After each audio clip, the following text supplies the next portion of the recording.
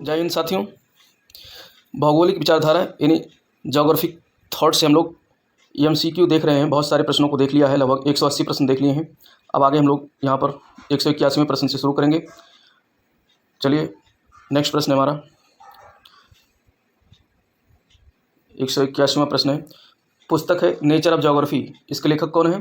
तो इसके लेखक हैं Richard Hodson. The nature of geography के लेखक रिचर्ड हॉडसन है। रिचर्ड हॉडसन की और पुस्तकें हैं नेचर ऑफ ज्योग्राफी के अलावा है पर्सपेक्टिव ऑन टू हैट्रिक ऑफ ज्योग्राफी, और रेडजेल की पुस्तक का नाम है एंथ्रोपोज्योग्राफी। प्रश्न नंबर 182, यहाँ पर हम लोग देखेंगे 182वां नंबर प्रश्न है। निम्नलिखित विद्वानों को उनके सही कालानुक्रम में सजाएं। तो आने के क्रम में सजाना है। यहाँ पर सबसे पहले कौन आया, उसके बाद कौन आया। तो यहाँ पर सबसे पहले प्लेटो महोदय आते हैं। प्लेटो महोदय नंबर 1 हो जाएगा। इसके बाद में अरस्तु आते हैं नंबर 2। फिर इसके बाद में आते हैं आपके इरेटोस्थनीज और रोमन स्ट्रेबो आते हैं। तो डी वाला ऑप्शन सही हो जाएगा, यानी 3, 1, 2, 4। इसको देख लेते हैं हम लोग यहाँ व्याख्या में। प्लेटो, अरस्तु, इरेटोस्थनीज और स्ट्रेबो। प्लेटो निगमनात्मक पद्धति के समर्थक थे, ये भी ध्यान रखना। अरस्तु प्लेटो के शिष्य थे तथा आगमनात्मक पद्धति के समर्थक थे। अरस्तु का प्रसिद्ध ग्रंथ है मेट्रोलॉजिकल। यहाँ से प्रश्न कई आ चुके हैं, जिसमें भौतिक भूगोल का विशद ज्ञान है। देखिए, ये सब जो थे, ये सब इन्वायरमेंटल डिटर्मिनिज्म से संबंधित थे, नियतिवादी थे। और इरेटोस्थनीज ने ज्योग्राफिका नामक ग्रंथ की रचना की। और स्ट्रेबो ने पृथ्वी को 360 अंशों में विभक्त किया तथा प्रत्येक अंश की पारस्परिक दूरी 700 स्टेडिया बताई। इसके अलावा हिपार्कस ने भी 360 अंश में पृथ्वी को बांटा था सबसे पहले। प्रश्न नंबर 182 हो गया। 183वां देखते हैं। यहाँ पर लेखक है और दूसरी तरफ पुस्तक दिया हुआ है। कौन लेखक किस पुस्तक को लिखा है, तो इसे देखते हैं। ऑटो स्लोटर महोदय ने visual contents of landscape. Von Richthofen की किताब है major works on China. Oscar Peschel की किताब है दास ऑसलैंड, ये एक पत्रिका थी। और फ्रेडरिक रेडजेल पॉलिटिकल ज्योग्राफी। 184 प्रश्न है। प्रश्न नंबर 184, यहाँ पर लेखक और पुस्तक दिया हुआ है। तो इसमें कह रहा है सुमेलित नहीं है। कौन सा सुमेलित नहीं? इब्न खालदून की पुस्तक का नाम है मुकदमा या मुकदमी। ठीक है, तो सही है, सुमेलित है। अल बाल्खी ने किताब लिखी थी किताबुल अलकास, सही है। और अल बरूनी ने किताबुल हिंद लिखी थी। और अल मसूदी ने रूट्स एंड रील्स नहीं लिखी थी, इसलिए सी वाला ऑप्शन गलत है।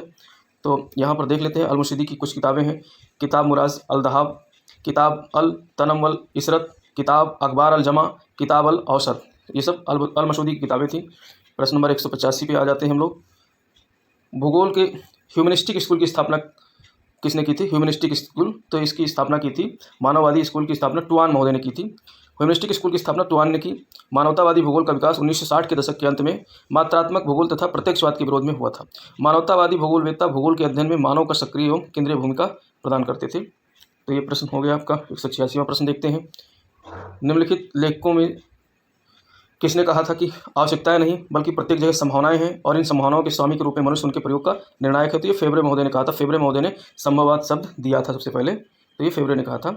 इसकी व्याख्या देख लेते हैं। ब्लास संभववादी विचारधारा के प्रतिपादक हैं। ब्लास को मानव भूगोल का पिता माना जाता है, और ब्लास वातावरण निश्चयवाद के कट्टर विरोधी तथा आलोचक थे।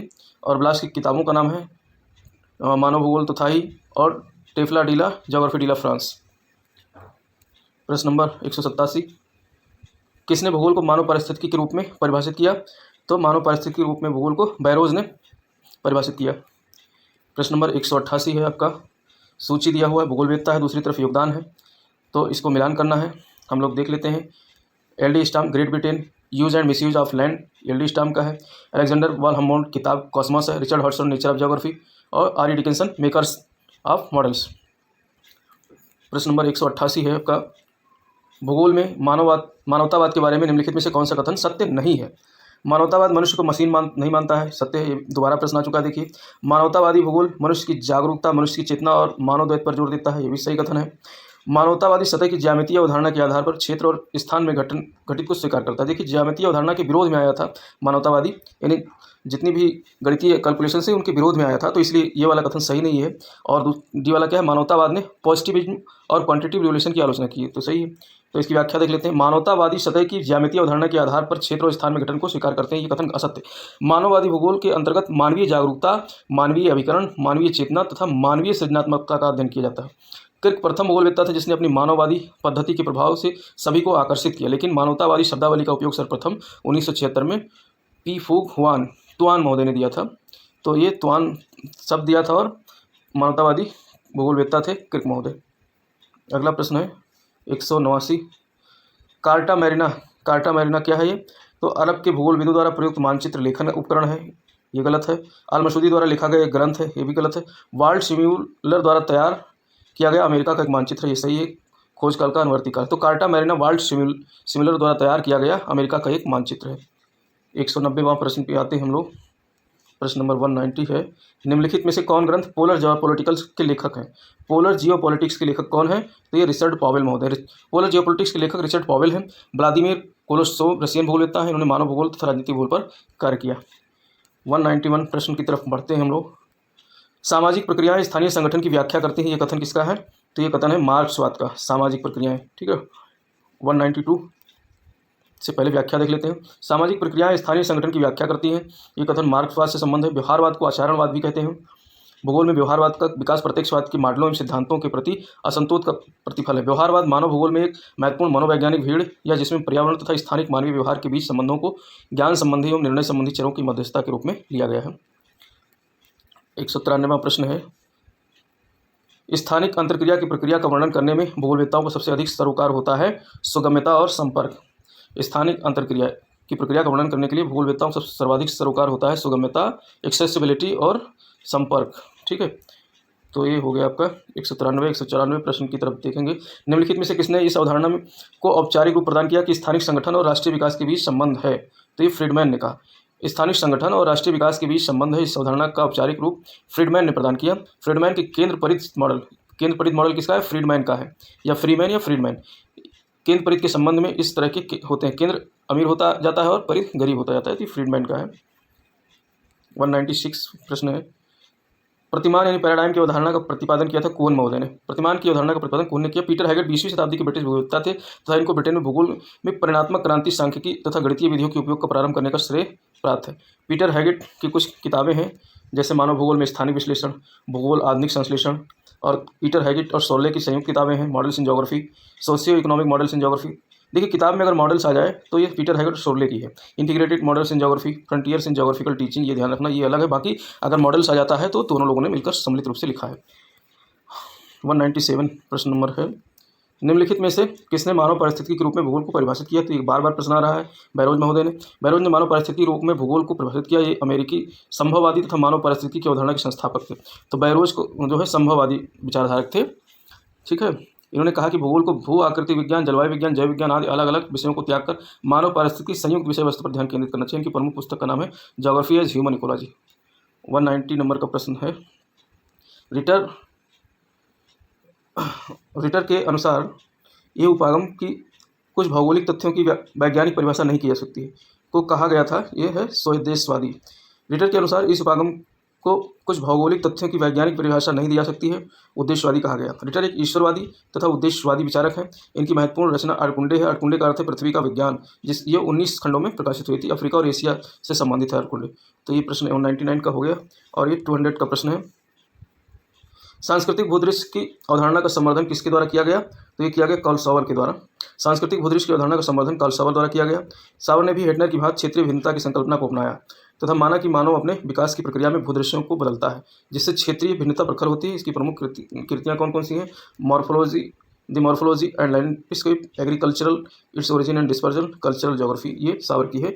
और सावर महोदय जो है ये क्या थे? संभववादी विचारक थे। 201वां प्रश्न है, लॉ ज्योग्राफी ह्यूमन नामक पुस्तक किसने लिखी? तो ये जीन ब्रून्स ने लिखी। लॉ ज्योग्राफी ह्यूमन नामक पुस्तक जीन ब्रून्स ने लिखी।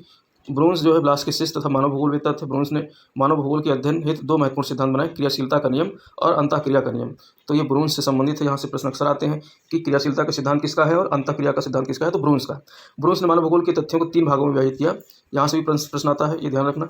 मानव के अनुत्पादक प्रयोग के तथ्य, मकान, अधिवास, सड़कें, ये है मानव भूगोल के जो है पहला तथ्य। और दूसरा तथ्य वनस्पति तथा जंतु जगत पर मानव की विजय, कृषि, पशुपालन, ये हो गया। और तीसरा है मृदा के विनाशकारी प्रयोग, वनों का विनाश, शिकार, खनिजों का शोषण, विनाशकारी प्रयोग को डकैती अर्थव्यवस्था भी कहा है इन्होंने। रोबर इकोनॉमी शब्द किसने दिया? तो ये ब्रून्स महोदय ने दिया। तो ब्रून्स महोदय ने ये 3 चीज़ें दी हैं मानव भूगोल में। 202वां प्रश्न है, अब यहाँ पर 2 लिखेंगे। निम्नलिखित में से किसने भूगोल की परिभाषा जीव विज्ञान के रूप में की? तो ये जीव विज्ञान के रूप में हेटनर महोदय ने की परिभाषा दी। हेटनर ने भूगोल की परिभाषा जीव वितरण विज्ञान के रूप में दी, यानी कोरोलॉजी। हिटलर ने भूगोल की संकल्पना को क्षेत्रमंडलीय विज्ञान के रूप में पुनर्जीवित किया। भूगोल की परिभाषा देते हुए उन्होंने कहा कि भूगोल एक क्षेत्रीय विज्ञान है जिसमें क्षेत्रों का अध्ययन उनकी विभिन्नताओं एवं स्थानिक संबंधों के प्रसंग में होता है। और इनकी किताबों के नाम है कोलंबियन इंडीज की यात्रा, यूरोप का प्रादेशिक भूगोल, तुलनात्मक प्रादेशिक भूगोल। तीसरा नंबर का प्रश्न है 203 नंबर, यानी तीसरा नंबर का प्रश्न है, ये लेखक है और पुस्तकें हैं। तो यहाँ पर देखते हैं हम लोग, Hagerstrand geographical dimensions of innovations, Gilbert White human response to floods, Walter Isard methods of regional analysis, William Bunge theoretical geography. प्रश्न नंबर 4 है, यानी 204 नंबर का प्रश्न है, भौगोलिक विकास में पार्थिव एकता का सिद्धांत सदैव प्रबल रहा है। ये कथन किसके द्वारा प्रस्तुत किया गया? तो ये ब्लास द्वारा कहा गया, पार्थिव एकता का सिद्धांत, ब्लास महोदय। भौगोलिक विकास में पार्थिव एकता का सिद्धांत सदैव प्रबल रहा, ये कथन ब्लास द्वारा प्रस्तुत किया गया। ब्लास को मानव भूगोल का जन्मदाता तथा फ्रांस में भूगोल का पिता माना जाता है। इन्हें संभववाद के जनक के रूप में भी जाना जाता है। ये पेरिस विश्वविद्यालय में भूगोल के प्रथम प्रोफेसर थे। फ्रांस का भूगोल नामक पुस्तक में उन्होंने पेज के अध्ययन पर जोर दिया। ये ऐसे छोटे छोटे भौगोलिक प्रदेश होते हैं जिसमें धरातल, मृदा, संसाधन, आर्थिक विशिष्टताओं तथा लोगों के रहन सहन में एक रूपता पाई जाती है। 5वां प्रश्न हो गया, यानी 205वां प्रश्न देखते हैं, निम्नलिखित में से कौन जर्मनी का भूगोल संबंधी ज्ञान को प्रथम बढ़ावा देने वाला था? तो ये थे ऑस्कर पेशेल। ऑस्कर पेशेल जर्मनी का भूगोल संबंधी ज्ञान को प्रथम बढ़ावा देने वाले थे। ऑस्कर पेशेल ने दास आइसलैंड नामक पत्रिका का संपादन किया। ये रिटर तथा हमबोल्ट से भिन्न मत रखते थे। रिटर की तुलनात्मक पद्धति की आलोचना की तथा कहा कि क्षेत्रीय इकाइयों की तुलना नहीं हो सकती है। फियोर्ड तटों का अध्ययन किया। फियोर्ड तटों का अध्ययन किसने किया? ऑस्कर पेशेल ने किया था। और इसकी उत्पत्ति की व्याख्या की, यह ध्यान रखना। और इनकी किताब थी भूगोल के अध्ययन की नई सैद्धांतिक समस्याएं, द रिसेस ऑफ मैनकाइंड, इन्हीं की किताब थी। 6वां यानी 206 नंबर 206 नंबर का प्रश्न देखते हैं हम लोग, ठहरिए और जाइए यानी स्टॉप एंड गो निश्चयवाद का प्रतिपादन किया था ग्रिफिथ टेलर महोदय ने। बहुत सरल प्रश्न आ गया। ठहरिए और जाइए निश्चयवाद का प्रतिपादन ग्रिफिथ टेलर ने किया। ग्रिफिथ टेलर अमेरिका के शिकागो विश्वविद्यालय में प्रोफेसर रहे। इन्होंने मानव वातावरण संबंध, मानव प्रजाति, राष्ट्र व नगरों, सभ्यता एवं विश्व शांति पर मौलिक एवं भौतिक एवं महत्वपूर्ण विचार प्रस्तुत किए। इन्होंने नियतिवाद एवं सम्भववाद के बीच का रास्ता अपनाया, जिसे नव नियतिवाद यानी न्यू डिटर्मिनिज्म या रुको और जाओ अवधारणा कहा जाता है। इन्होंने मनुष्य की तुलना एक ट्रैफिक पुलिस कंट्रोल से करते हुए बताया कि मनुष्य प्रकृति के अनुकूल या प्रतिकूल निर्णय लेकर प्रगति की गति तेज या धीमी कर सकता है, पर वो प्रकृति के दिशा निर्देशों को बदल नहीं सकता है। तो इस तरीके से ये प्रश्न था। 207वां प्रश्न है हमारा, मिलान करना है। यहाँ पर भूगोलवेत्ता और देश दिए हुए हैं, कौन से देश का कौन सा भूगोलवेत्ता है? तो देखिए, हमबोल्ट तो जर्मनी के थे, चर्चिल अमेरिका की थी, हैगट यूके के हैं और जीन ब्रून्स फ्रांस के हैं। 208वां प्रश्न है, सरल सरल प्रश्न आ जाते हैं। निम्नलिखित लेखकों में से किसने locational analysis in human geography नामक पुस्तक लिखी? तो locational analysis human geography Peter Haggett ने लिखी। लोकेशनल ह्यूमन ज्योग्राफी नामक पुस्तक पीटर हैगट द्वारा लिखी। पीटर हैगट 20वीं शताब्दी के ब्रिटिश भूगोलवेत्ता थे। इनको ब्रिटेन में भूगोल में परिमाणात्मक क्रांति, सांख्यिकी एवं गणितीय विधियों के उपयोग को प्रारंभ करने का श्रेय प्राप्त है। इनकी कुछ किताबें जैसे models in geography, socio economic models in geography, ये दोनों मिलकर के लिखे थे Chorley, frontiers in geographical teaching, integrated models in geography, ये 3 किताबें चौर्ले के साथ मिलकर के लिखी थी। 209वां प्रश्न है, नोमोथेटिक उपागम किससे संबंधित है? तो ये नियम निर्माण से संबंधित। देखिए, भूगोल के अध्ययन के 2 उपागम, नोमोथेटिक और एडियोग्राफिक। तो नियम निर्माण है नोमोथेटिक। नोमोथेटिक मतलब नियम।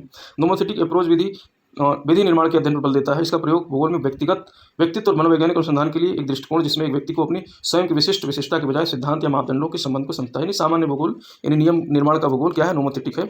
तो ये हो गया आपका 210वां प्रश्न। देखते हैं हम लोग, किसने सांस्कृतिक भूगोल को, जो मानवीय संस्कृति पर बल देता है, जिसे सामान्य रूप में मानव भूगोल के समतुल्य माना जाता है, के रूप में परिभाषित किया? तो डडले स्टाम्प महोदय ने परिभाषित किया। डडले स्टाम्प ने सांस्कृतिक भूगोल को, जो मानवीय संस्कृतियों पर बल देता है और जिसे सामान्य रूप से मानव भूगोल के समतुल्य माना जाता है, के रूप में परिभाषित किया। इनकी किताबें थी ब्रिटेन की भूमि, इसका उपयोग तथा दुरुपयोग, ब्रिटिश द्वीप भौगोलिक तथा आर्थिक सर्वेक्षण, जीवन तथा मृत्यु का भूगोल यानी life and death geography. Stamp ने ब्रिटेन में चिकित्सा भूगोल की नींव रखी, ये भी ध्यान रखना। प्रश्न नंबर 211, निम्नलिखित में से किसने इस अवधारणा को औपचारिक रूप दिया कि स्थानिक संगठन और राष्ट्रीय विकास के संबंध में रहता है? तो ये फ्रीडमैन है। दोबारा प्रश्न आ गया, फ्रीडमैन ने इस अवधारणा को औपचारिक रूप दिया, स्थानिक संगठन और राष्ट्रीय विकास के संबंध में रहता है। फ्रीडमैन के केंद्र परिध मॉडल में केंद्र तथा परिध के संबंध ही इस तरह के होते हैं कि केंद्र अमीर होता है और परिध गरीब। यूके के भूगोलवेत्ता पीटर डिकेंस की कुछ किताबें ग्लोबल शिफ्ट और लोकेशन इन स्पेस। प्रश्न नंबर 212, निम्नलिखित में से किसने भूगोल को मानव पारिस्थितिकी के रूप में परिभाषित किया? तो ये बैरोज महोदय ने भूगोल को मानव पारिस्थितिकी के रूप में परिभाषित किया था, बैरोज ने। रिस्तोफेन ने चीन का विस्तृत अध्ययन करने के पश्चात चीन का भूगोल नामक पुस्तक की रचना की। रिस्तोफेन प्रथम जर्मन विद्वान थे जिन्होंने सामान्य तथा प्रादेशिक भूगोल के अंतर को स्पष्ट किया और प्रादेशिक भूगोल को विवरण विज्ञान यानी क्रोनोलॉजी नाम दिया। क्रोनोलॉजी विवरण भूगोल, ठीक है। हार्टस्टोन की पुस्तकें हैं, perspective in nature geography, the nature of geography. Hartshorne ने भूगोल को क्षेत्रमंडलीय विज्ञान भी माना। प्रश्न नंबर 213, निम्नलिखित में से किसने भूगोल को परिमाणात्मक क्रांति अवधि के दौरान भविष्यवाची पद्धति की खोज के रूप में परिभाषित किया? तो ये डब्ल्यू बुंगे महोदय ने। भूगोल को परिमाणात्मक क्रांति अवधि के दौरान भविष्यवाची पद्धति की खोज के रूप में बुंगे ने परिभाषित किया। पीटर हैगेट 20वीं शताब्दी के ब्रिटिश भूगोलवेत्ता थे। इनको ब्रिटेन में भूगोल में परिमाणात्मक क्रांति, सांख्यिकी एवं गणितीय विधियों के उपयोग को प्रारंभ करने का श्रेय प्राप्त है। और उनकी फिर से किताबें देखते हैं, models in geography, socio economic models in geography और इंटीग्रेटेड मॉडल्स इन ज्योग्राफी, जो कि हैगेट ने इनकी 3 किताबों को सोरले के साथ लिखा, और फ्रंटियर्स इन ज्योग्राफिकल टीचिंग इनकी किताब थी। प्रश्न नंबर 213 है, ये 14 है, कुछ भी हो। निम्नलिखित में से किसने महासागरीय जल के रंग और इसकी लवणता के बीच संबंध स्थापित किया? तो ये अल-मसूदी ने किया। ये दोबारा आ गया प्रश्न नंबर जो है, इस यहाँ पर व्याख्या देखते हैं। अल-मसूदी ने महासागरीय जल के रंग और इसकी लवणता के बीच संबंध स्थापित किया। अल-मसूदी को अरब का हेरोडोटस कहा जाता है। इनकी किताबें थी किताब मुराज अल दहाब, किताब अल तानिया इसराब, किताब अखबार अल जमन, किताब अल अशवात, और अल इदरीसी की किताबें हैं जैसे किताब रुजारी amusement for him who desire to travel around the world. ये महत्वपूर्ण किताब, इसको ध्यान रखना। और अल अवारी। 214 नंबर का प्रश्न, निम्नलिखित में से कौन सा युग्म सुमेलित नहीं है? तो पीटर हैगेट ज्योग्राफी, ये मॉडर्न सिंथेसिस देखा हमने, ये किताब इन्हीं की है। और G P Marsh explanation in geography, ये गलत है, तो ये वाला हो जाएगा। P James all possible words, ये सही सुमेलित है। Abler Adam and Gould spatial organisation, तो ये किताबें हैं। और एक्सप्लेनेशन इन ज्योग्राफी जो है किताब है डेविड हार्वे की।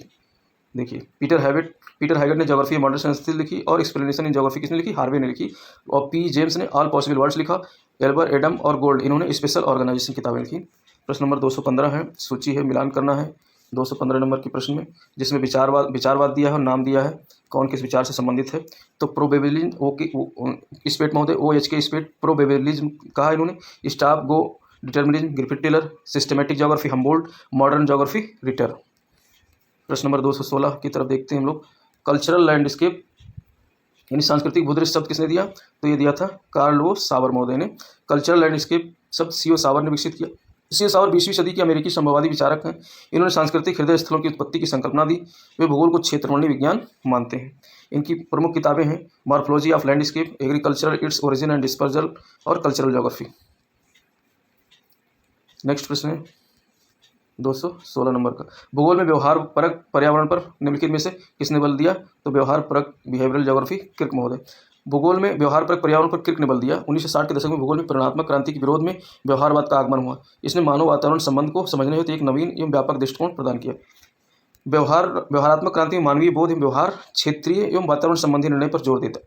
व्यवहारात्मक क्रांति में तंत्र उपागम, गेम थ्योरी, अवस्थितिकी विश्लेषण जैसे विशिष्ट विधि तंत्रों को रखा गया है। इस क्रांति के विकास में राइट, विलियम कर्क और हाइगर स्टर्न जैसे भूगोलवेत्ताओं ने महत्वपूर्ण योगदान दिया है। 217 नंबर का प्रश्न है, मानसिक मानचित्र यानी मेंटल मैप की अवधारणा किससे संबंधित है? तो ये संबंधित है गाउल्ड, वाइट और गोल्ड महोदय ने। मानसिक मानचित्र की अवधारणा गॉल्ड और वाइट ने दिया। हाइगर स्टर्न महोदय स्वीडिश भूगोलवेत्ता थे। इन्होंने व्यवहारिक उपागम का पोषण किया। इन्होंने सिपोक्रेटिक मॉडल्स की सहायता से नवाचारों के विस्तरण का प्रतिपादन किया। इनकी किताब का नाम था on Monte Carlo simulation of diffusion of innovation. Next प्रश्न 218वां प्रश्न है, निम्नलिखित भूवैज्ञानिकों में से किसने मानव केंद्रित भूगोल पर ध्यान केंद्रित किया? तो ये मार्क जेफरसन महोदय ने। सैम्पल, रेडजल, हंटिंगटन, ये सब थे कौन थे? ये सब निश्चयवादी थे। जेफरसन ने मानव केंद्रित भूगोल पर ध्यान केंद्रित किया।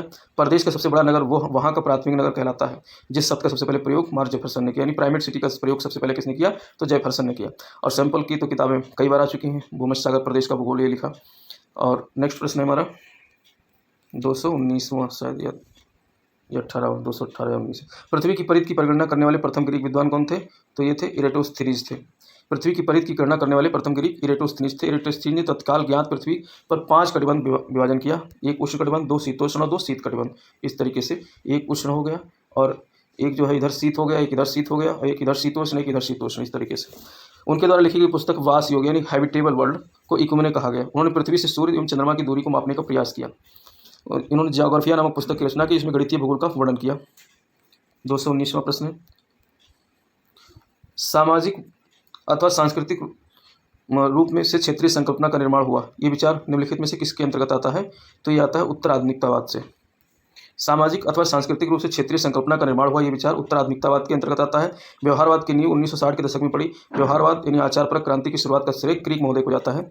क्रिक के अलावा लोवेंथाल, वालपर्ट, बोल्डिंग जैसे भूगोलवेत्ताओं ने इस दिशा में कार्य किया और गिलबर्ट व्हाइट के आचरण पद्धति के दृष्टिकोण की प्रक्रिया का अध्ययन किया। अगला प्रश्न 217वां प्रश्न है हमारा। यहाँ पे भी सूची दिया हुआ है, भूगोलवेत्ता दिए हुए हैं और स्कूल ऑफ ज्योग्राफी दिया हुआ है, तो ये मिलान करना है। देखते हैं हम लोग यहाँ पर मिलान में। अल्बर्ट डिमांजिया इस French school of geography, Ratzel German school of geography, Mackinder British school of geography, Bowman American school of geography. तो ये हो गया। अगला प्रश्न है 221वां नंबर का प्रश्न हो गया। 22वां नंबर देखते हैं, मेट्रोलॉजिकल नामक पुस्तक किसने लिखी? तो ये अरस्तु महोदय ने लिखी। मेट्रोलॉजिकल नामक पुस्तक अरस्तु ने लिखी। अरस्तु जो है प्लेटो के शिष्य थे। अरस्तु ने आगमनात्मक पद्धति का प्रयोग किया। अरस्तु ने भी प्लेटो की तरह पृथ्वी का आकार गोला अथवा अंडाकार माना।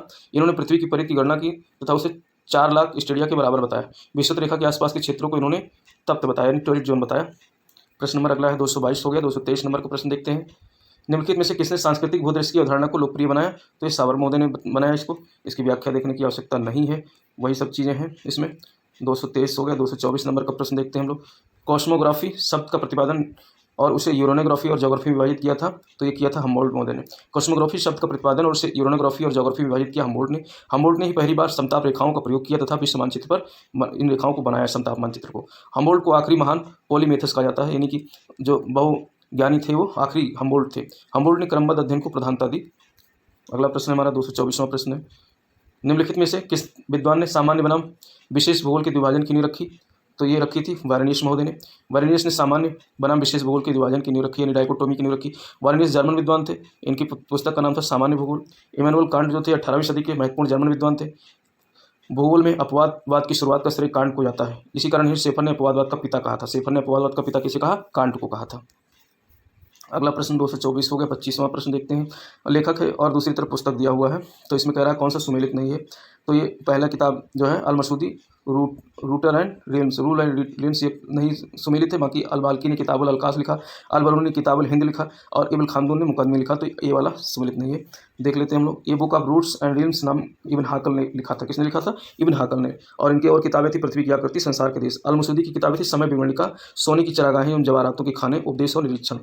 226वां प्रश्न है, निम्नलिखित में से किस विद्वान ने भूगोल में व्यवहारपरक दृष्टिकोण पर जोर दिया? तो ये क्रिक महोदय, देखिए बार बार प्रश्न आ रहा है, बहुत महत्वपूर्ण है। क्रिक ने भूगोल में व्यवहारपरक दृष्टिकोण पर जोर दिया। व्यवहारवाद को आचरणवाद भी कहा जाता है। व्यवहारवादी उपागम के निम्नलिखित उद्देश्य हैं, मात्रात्मक क्रांति के माध्यम से विकसित किए गए स्थानिक अवस्थिति सिद्धांत के वैकल्पिक मॉडल का विकसित करना, व्यक्तिनिष्ठ पर्यावरण को परिभाषित करना जो मानव के निर्णय लेने की प्रक्रिया तय करता है। 226वां प्रश्न है, जर्मन भूगोलीय विचारधारा के विकास में योगदान करने वाले जर्मन भूगोलवेत्ताओं का सही अनुक्रम कौन सा है? तो ये पेस्चल आते हैं पहले, फिर रेडजल, फिर हैटनर, फिर ट्रोल। तो ये हो गया इनका क्रम, देख लेते हैं। पेस्चल, रेडजल, हैटनर और ट्रोल। जर्मन जो है रेडजल 1844 से 1904 के बीच ये राजनीति भूगोल के पिता थे, मानव भूगोल के जन्मदाता थे। इनकी किताब एंथ्रोपोजोग्राफी और राजनीति भूगोल महत्वपूर्ण थी। और हेटनर महोदय की किताबों के नाम थे भूगोल में विधि तंत्र, रूस का भूगोल, तुलनात्मक प्रादेशिक भूगोल। ट्रोल जो है जर्मन भूगोलवेत्ता थे। तो इस तरीके से ये हो गया प्रश्न। अगला प्रश्न है प्रश्न नंबर 227, रहन सहन के भिन्न तरीके और भिन्न संस्कृति के लोगों के लिए एक ही पर्यावरण भिन्न अर्थ रखता है, ये कथन किसका है? तो ये कथन संबंधित है आपका संभावनावाद, यानी संभववाद सी हो गया इसका उत्तर। प्रश्नगत कथन संभववाद का है। इस विचारधारा के प्रमुख प्रवर्तक हैं ब्लास, फेवरे, ब्रोंज, ईसा बुमेन, कार्ल सावर। इस विचारधारा का जन्म और विकास फ्रांस में हुआ। संभववाद शब्द का प्रथम प्रयोग फेवरे ने किया था।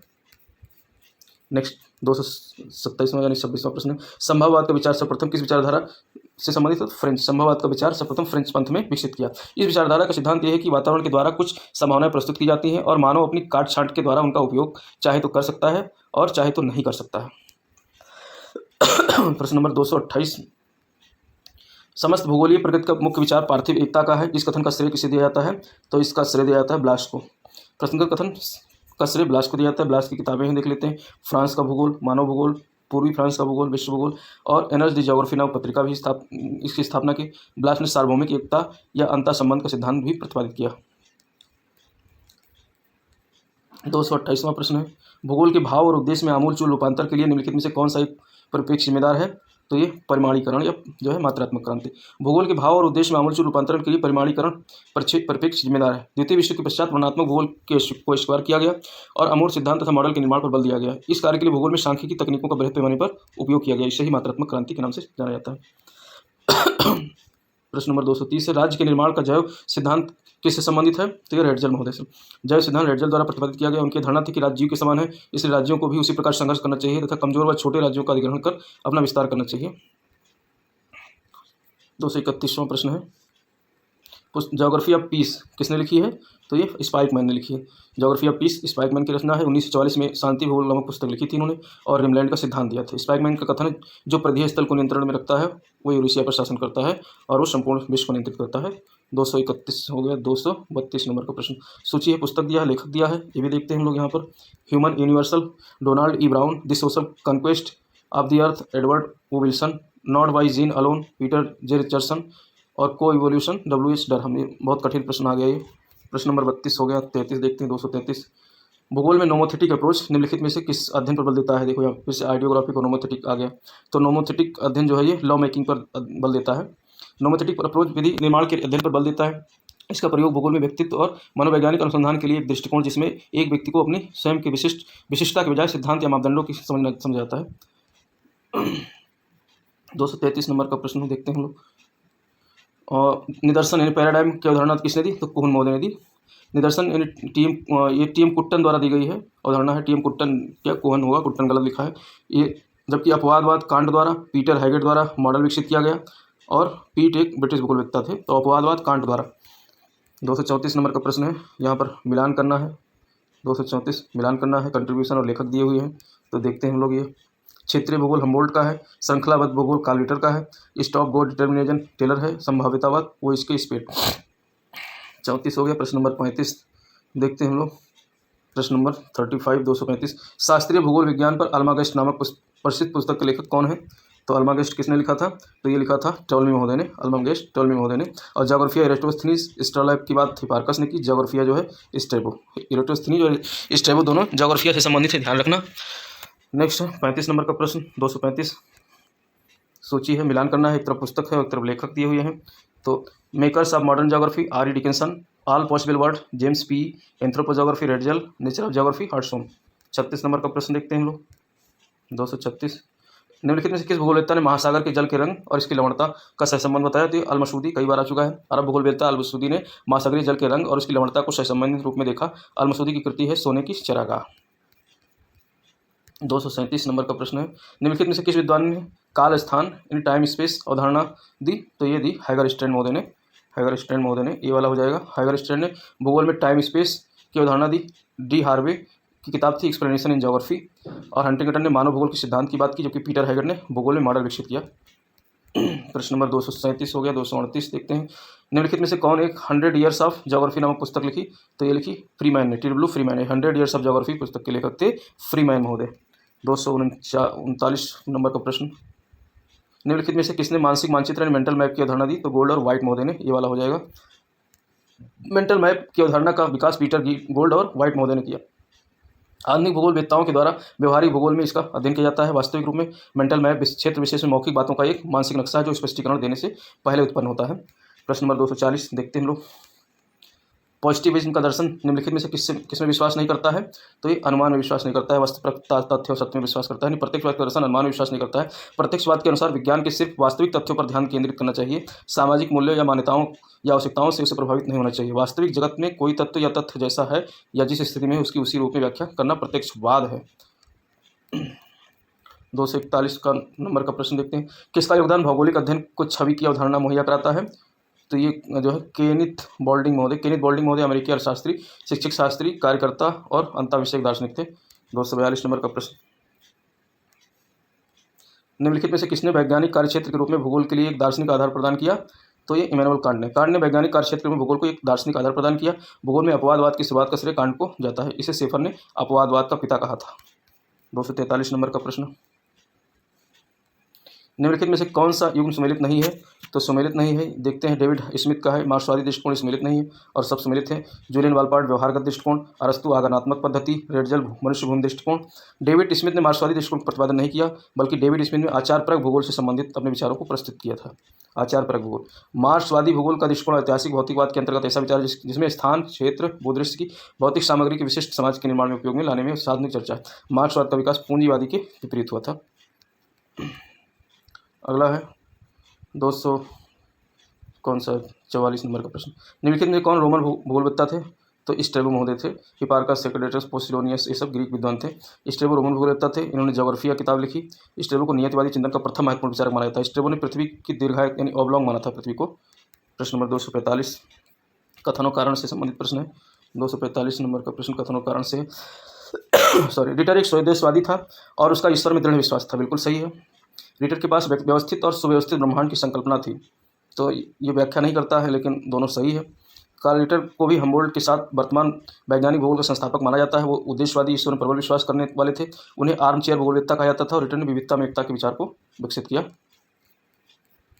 नेक्स्ट प्रश्न है 246 नंबर का, निम्नलिखित में से किस अरब भूगोलवेत्ता ने सर्वाधिक व्यापक रूप से यात्राएं की और आने वाली पीढ़ियों के लिए अपना यात्रा वृत्तांत लिखा? तो ये इब्न बतूता थे। अरब भूगोलवेत्ता इब्न बतूता ने सर्वाधिक व्यापक रूप से यात्राएं की और आने वाली पीढ़ियों के लिए अपना यात्रा वृत्तांत। इब्न बतूता को अरब जगत का मार्को पोलो कहा जाता है। यहाँ से प्रश्न आएगा और रेहला इनकी किताब थी।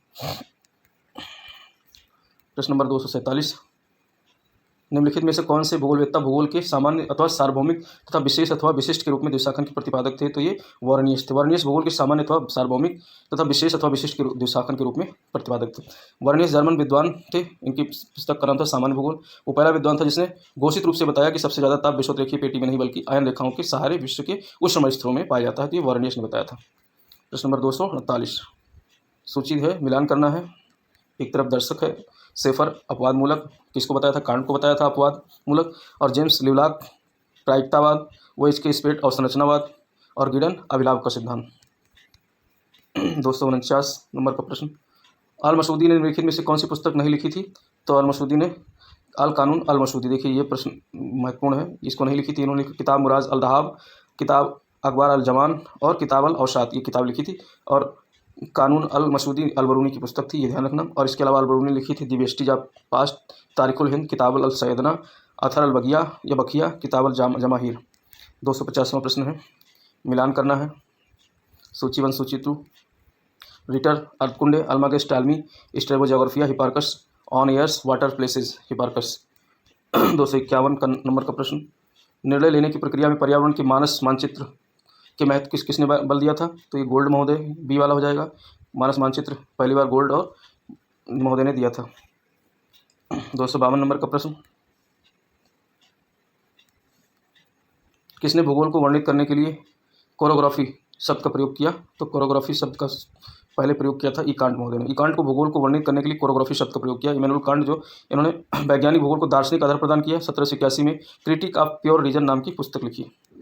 253 नंबर का प्रश्न, निम्नलिखित में से किसने भूगोल को कोरोलॉजिकल साइंस यानी क्रोनोलॉजिकल साइंस बताया?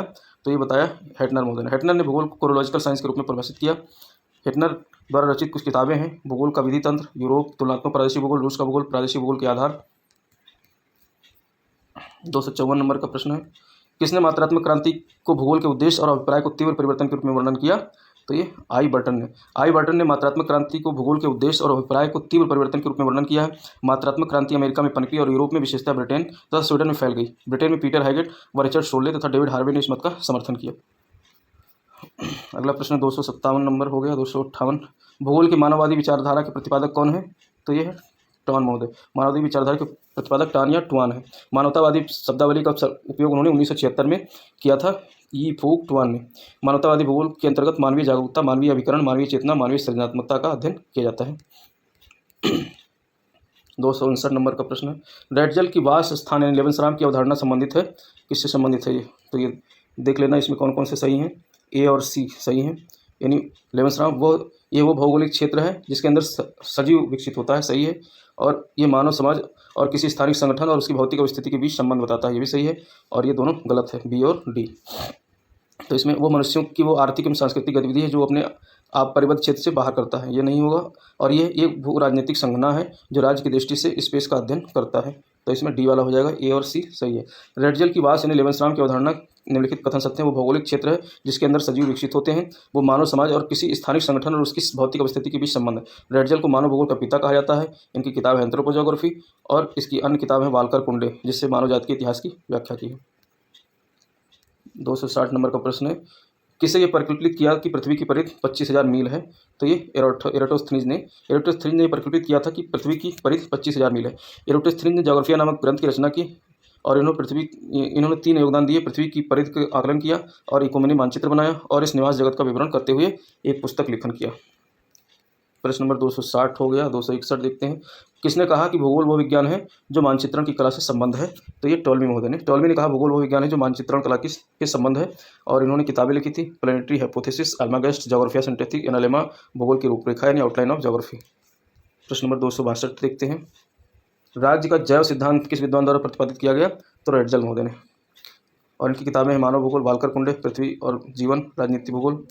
रेटजल ने अपनी पुस्तक राजनीति भूगोल में राज्य की जैव उत्पत्ति सिद्धांत प्रस्तुत किया और राज्य इसके बारे में कहा, राज्य का या तो सामान्य जीव की तरह विकास करना चाहिए या उसे समाप्त हो जाना चाहिए, वो कभी स्थिर नहीं रह सकता है। अगला प्रश्न 262वां। संभववाद के जनक कौन थे? तो फेब्रे महोदय थे। संभववाद के जनक फेब्रे थे। लाब्लास को संभववाद संप्रदाय को विकसित करने का श्रेय है। ब्लास को मानव भूगोल का पिता माना जाता है। ब्लास की प्रमुख कृति है मानव भूगोल। तो इस तरीके से यहाँ पर ये हमारे प्रश्न पूरे हो जाते हैं। तब तक इसके बाद हम लोग नेक्स्ट जो है वीडियो में भौगोलिक विचारधारा के अलावा कुछ अन्य चीज़ें लेकर आएंगे, प्रश्नों के माध्यम से ऐसे ही कराते रहेंगे। तब तक आप लोग हमारे इस वीडियो को देखते रहिए। जय हिंद, जय भारत।